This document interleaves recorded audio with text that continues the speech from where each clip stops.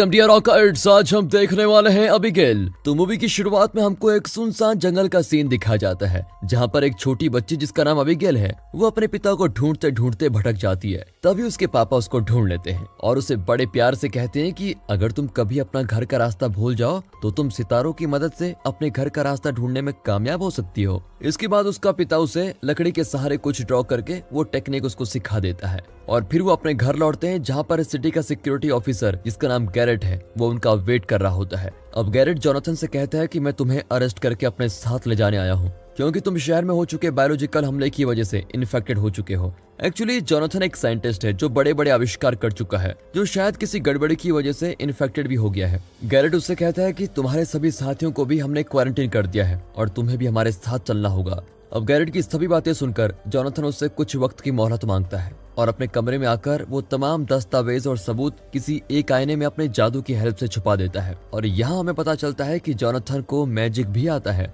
और इसी बीच अबिगेल भी ये सब कुछ देख रही होती है। फाइनली उन सबूतों को छुपाने के बाद जोनाथन अपनी बेटी के पास आता है और उसको एक लॉकेट देता है और कहता है कि इसे तुम अपने से दूर कभी मत करना, इसे हमेशा संभाल कर रखना बेटा। अब अबिगेल भी प्रॉमिस करके अपने पिता की बात मान लेती है। इसके बाद गैरेट जोनाथन को अरेस्ट करके ले जा रहा होता है। तभी उसकी पत्नी आकर उनको रोकने की कोशिश करती है और कहती है कि विदाउट टेस्ट तुम मेरे पति को कहीं नहीं लेके जा सकते। तभी गैरेट कहता है कि आपके पति भी इन्फेक्टेड हो चुके हैं, इसीलिए हम उन्हें अरेस्ट करके लेके जा रहे हैं। अब बाहर का शोर सुनकर अबिगेल भी बाहर आ जाती है, बट अनफॉर्चुनेटली वो अपने पिता से नहीं मिल पाती। और ये आखिरी पल होता है जब अबिगेल ने अपने पापा को लास्ट बार देखा था। वह इसी के साथ सीन प्रेजेंट में शिफ्ट होता है और कई साल बाद हमें अबिगेल को दिखाया जाता है, जो कि अब काफी बड़ी हो चुकी है। और जब वो नींद में होती है तो अचानक हवा में तैरने लगती है और अचानक उसकी आंखें खुलती है। तब उसे समझ नहीं आता कि आखिर उसके साथ हुआ क्या है। तभी हम उसके पापा के दिए हुए उस लॉकेट को देखते हैं जो वो पहन के रखी हुई है। इसी बीच उसकी नजर एक मैसेज की ओर जाती है जो उसके दोस्तों ने उसको भेजा था, जिसमें लिखा होता है कि उनके दोस्त हेनरी को किसी गैंग के बदमाशों ने इन्फेक्टेड होने की वजह से पकड़ लिया है, इसीलिए अबिगेल अब अपने दोस्तों से मिलने के लिए निकल पड़ती है। इसी बीच उस शहर में सिविल वॉर होने के कारण एक महामारी फैल जाती है, जिस वजह से काफी लोग उसकी चपेट में आ रहे होते हैं और सरकार द्वारा भी बहुत सारे इन्फेक्टेड लोगों को चेकिंग करके क्वारंटीन में किया जा रहा होता है। अब निकलते निकलते अबिगेल वहां पहुंचती है जहां बहुत सारे इन्फेक्टेड लोगों की तस्वीर लगाई होती है, जिनमें से एक जोनाथन भी होता है। वहां से निकलने के बाद अबिगेल सीधा अपने दोस्तों के पास पहुंचती है, जहां वो अपने दोस्तों को छुड़ाने के लिए एक शर्त लगाती है, बट वहां हो जाती है गड़बड़ी और वहां पुलिस आ पहुंचती है और उनके सारे दोस्तों को अरेस्ट कर लेती है। और इसी बीच अबिगेल का सामना एक मैन पुलिस ऑफिसर के साथ होता है, जिसके साथ उसकी हाथापाई भी होती है, जिसमें अचानक उसका मास्क रिमूव हो जाता है। अब उसको देखने के बाद तो अबिगेल हैरान हो जाती है, क्योंकि वो मास्क वाला आदमी कोई और नहीं बल्कि उसके पापा का दोस्त रॉय होता है। लेकिन फिर कैसे भी करके वो उसको चकमा देकर भाग जाती है।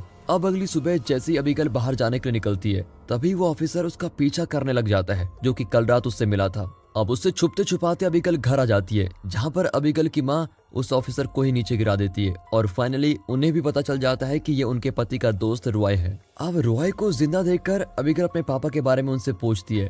तब रॉय उन्हें बताता है कि जिन लोगों को इन्फेक्टेड समझकर ले जाया गया था, वो सारे लोग ऐसे ही मास्क पहनकर छुपकर काम कर रहे हैं ताकि उनकी फैमिली को पता न चल पाए। और शायद तुम्हारे पापा जोनाथन भी कहीं न कहीं पर काम कर रहे होंगे, पर वो इस वक्त कहाँ है मैं नहीं बता सकता। इसके बाद अबिगेल उससे कहती है कि तुम्हें मेरे पापा को ढूंढने में मेरी मदद करनी होगी, वरना मैं तुम्हारा भांडा फोड़ दूंगी।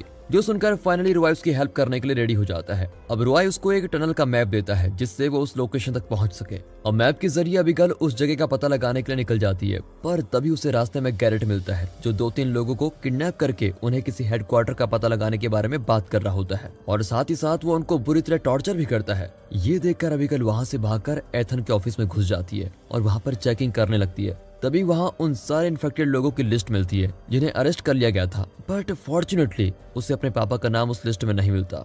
अब ऑफिस से जैसे ही एथन बाहर निकलता है, तभी अबिगेल भी उसके पीछे पीछे जाकर उसकी गाड़ी की डिक्की में छिप जाती है। आगे चलकर एक अनजान आदमी अपने मैजिकल डिवाइस के जरिए उस गाड़ी को रोक देता है और एथन को ब्लैकमेल करके उसे डिपार्टमेंट ऑफ सिक्योरिटी ऑफिस में एंटर करवाने के लिए मजबूर करता है। फिर वहां पहुंचने के बाद वो अनजान आदमी उसको लेकर अंदर जाता है और उसके पीछे पीछे अबिगेल भी वहां चोरी छुपे पहुंच जाती है, जहां पर वो एक टनल की हेल्प से एक खुफिया जगह पर पहुंच जाती है, जहां वो देखती है कि कई इन्फेक्टेड लोगों को अंदर ले जाया जा रहा होता है और इससे पहले कि उन लोगों की नजर अबिगेल पर पड़े वो वहाँ से भाग जाती है। तभी अचानक सायरन बजने लगता है और वो देखती है कि दो गुटों के बीच में जंग छिड़ चुकी है और इस जंग में लोग गोली बारूद से नहीं बल्कि अपने मैजिकल वेपन से हमला कर रहे होते हैं और जिसका एक तगड़ा झटका अबिगेल को भी लगता है और वो बेहोश हो जाती है। तभी उसकी मदद करने के लिए एक नागपोश आदमी पहुंच जाता है जिसने एथन को ब्लैकमेल किया था। फिर वो उसे लेकर एक सेफ जगह पर चला जाता है।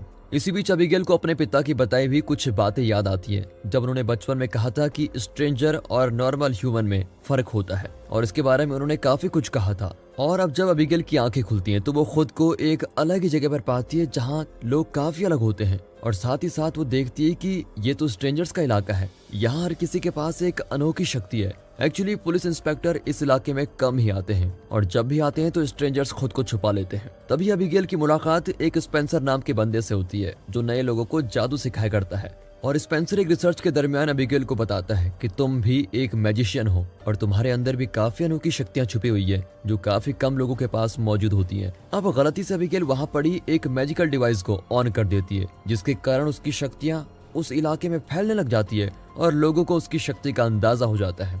एक्चुअली हमें यहाँ पर यह पता चलता है कि अबिगेल के अंदर काफी सारी शक्तियां हैं जो उसको खुद भी पता नहीं थी और वो अभी तक इसलिए सेफ थी क्योंकि उसके पापा के दिए हुए लॉकेट में बहुत शक्तियां थी और अगर वो लॉकेट ना होता तो स्ट्रेंजर समझकर वो पकड़ी जाती और ऑफिसर्स उसे भी गिरफ्तार कर लेते। अब उसे पता चलता है कि जिसने उसको बचाया था उसका नाम बेल है जो गैरेट के खिलाफ जंग लड़ रहा है। साथ में वो बताता है कि मैं सारे लोगों को गैरेट के जुल्म से आजाद करना चाहता हूँ। लेकिन बेल जब भी कोई कोशिश करता है उसके साथी और सेफ हाउस पकड़े जाते हैं। अब वो एक लास्ट अटैक करने का प्लान बनाता है और दूसरी तरफ स्पेंसर अबिगेल को अपनी पावर्स कैसे यूज करना है इस सब के बारे में गाइड करता है और साथ में उसको बताता है कि हमें हमारी पावर का यूज करने के लिए एक ऑब्जेक्ट की जरूरत होती है ताकि उसकी हेल्प से हम सामने वाले पे अटैक कर सके। अब स्पेंसर के पास मौजूद ऑब्जेक्ट को देखकर अबिगेल को अपने पापा के कुछ ऑब्जेक्ट्स की याद आती है जो उसने बचपन में अपने पापा को खुफिया के पीछे छुपाते हुए देख लिया था। अब फाइनली अबिगेल उस चीज का पता लगाने के लिए घर जाती है और बहुत आसानी से वो ऑब्जेक्ट हासिल कर लेती है जिसमें एक नक्शा और एक मशीन मौजूद होती है। इसी के साथ वो अपनी माँ से भी मिलती है और अपने काम के लिए निकल जाती है। लेकिन अब कंफ्यूजन होने की वजह से अबिगेल उन चीजों के बारे में रॉय से पूछती है तो रॉय उसको बताता है कि वो जगह वहां पर है जहां सारे लोगों को कैद करके रखा जाता है और ऐसे ही एक मशीन के जरिए हम वहां पर पहुंच सकते हैं। इसी बीच रॉय एक खेल खेलता है जिसमें वो गैरेट को अबिगेल की लोकेशन के बारे में सब कुछ बता देता है और फिर गैरेट उसको वहीं गिरफ्तार कर लेता है। तभी एंट्री होती है बेल की जो कि गैरेट पर हमला करके उसके साथ लड़ने लगता है। इसी बीच गैरेट उस पर हमला करके उसे मारने की कोशिश करता है बट फाइनली अबिगेल अपनी शक्तियों का इस्तेमाल करना सीख चुके हैं इसलिए वो डायरेक्ट गैरेट पर हमला करके उसको जख्मी कर देती है और बेल को बचा लेती है। अब ठीक होने के बाद बेल फिर से तैयारी करता है क्योंकि उसके पास वक्त बहुत कम होता है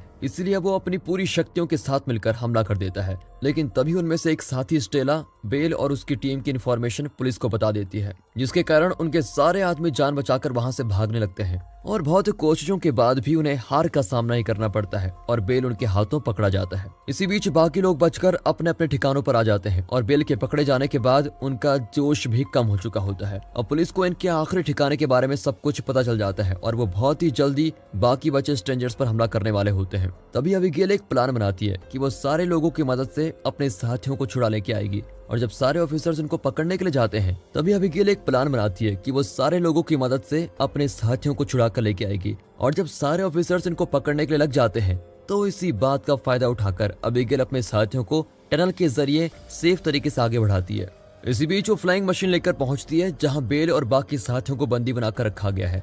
उनको छुड़ाने के बाद वो सारे उस फ्लाइंग मशीन के जरिए आगे बढ़ते हैं। तभी उन्हें पता चलता है कि एक्चुअली गैरेट ने एक जादुई शील्ड की वजह से इस शहर को बाकी शहर से बचाने के लिए ढक के रखा हुआ था ताकि किसी को इनके प्लान की खबर न लग जाए। लेकिन वो फ्लाइंग मशीन भी फाइनली उनको लेकर एक बड़े से टावर पर लैंड करती है जहां वो गैरेट के साथियों पर अटैक करके उस पूरे टावर पे कब्जा कर लेते हैं। अंदर जाने के बाद उन्हें पता चलता है कि ये टावर तो एक्चुअली एक बड़ा सा ऑटोमेटिक इंजन है जो स्ट्रेंजर्स की पावर को खींच लेता है और इस बात की खबर लगने के कारण गैरेट के लोग भी इन पर नजर बनाए हुए होते हैं। अब इस पहेली को सुलझाने के लिए अबिगेल वहाँ पर कुछ रिसर्च करने लगती है। तभी उसकी नजर वहाँ पर पड़ी हुई कुछ घड़ियों पर जाती है। एक्चुअली ये घड़ियां उसके पापा जोनाथन की होती है। तभी अबिगेल अचानक अपने पास्ट में जाकर अपने पापा की बताई हुई कुछ बातों को याद करती है जहाँ उसके पापा ने उसे वो सब सिखाया था जो इंजन को डिस्ट्रॉय करने के लिए जरूरी होता है और ये सारे सबूत उसके पापा ने जानबूझकर वहाँ छोड़े थे क्योंकि जोनाथन जानता था कि मेरी बेटी मुझे ढूंढते हुए एक दिन यहाँ जरूर आएगी। अब अबीगेल को पूरी तरह से पता चल चुका है कि इस मशीन को डिस्ट्रॉय कैसे करना है, इसलिए वो सूरज की रोशनी की मदद से एक डिवाइस को तैयार करने में लग जाती है।